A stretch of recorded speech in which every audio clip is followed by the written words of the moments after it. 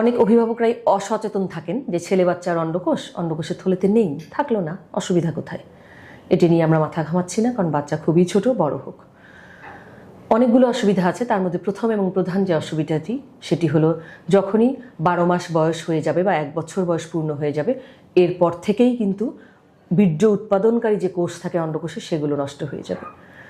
বিশেষ করে যাদের ক্ষেত্রে দুটো অন্ডকোষের থলেতে নেই, যদি বীর্য উৎপাদনকারী কোষগুলো নষ্ট হয়ে যায় তাহলে কিন্তু পরবর্তীতে যতই একে নিচে নামানো হোক না কেন এটি কিন্তু আর বীর্য উৎপাদন করতে পারবে না, যার ফলে আপনার বাচ্চার বন্ধ্যাত্ব হবে বা পুরুষ ইনফার্টিলিটি যাকে আমরা বলি, আপনার সন্তান বাবা হতে পারবেন না কখনো। এরপর আসি, যে অন্ডকোষগুলো উপরে থাকে সেই অন্ডকোষে ক্যান্সার বা টিউমারের আশঙ্কা স্বাভাবিক অন্ডকোষের তুলনায় অনেক বেশি থাকে। যেগুলো উপরে থাকে সেগুলো পেঁচিয়ে যাবার আশঙ্কাও বেশি থাকে।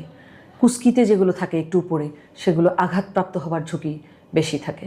এছাড়া সাইকোলজিক্যাল ইস্যু তো আছেই, কারণ বাচ্চা যখন বড় হয়ে দেখবে যে এটি নিচে নেই তখন কিন্তু সে কম্পেয়ার করবে এবং ধরনের মানসিক অবসাদ বা আশঙ্কায় ভুগতে থাকবে যে এটি কেন হলো বা আমার বড় ক্ষতি হয়ে গেল কিনা।